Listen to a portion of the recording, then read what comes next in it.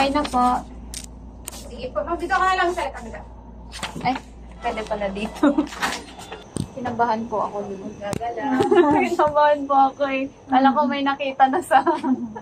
Sige sir, hinga ka ng malalim. Gigil lang po. Okay na din. Yung hair mo kasi mapasit mo po kapag sobra ka pa siya. Nakikita po. Pwede ka lang tapos na po sa taas. Sige po. Salamat po. Sige po. Okay na lang. Kinabahan ako dun sa x-ray. Kasi sabi niya, tinanong niya ako, sabi niya, may dati ka po bang ano?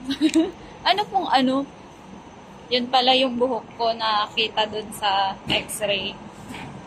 Kabado si Inday.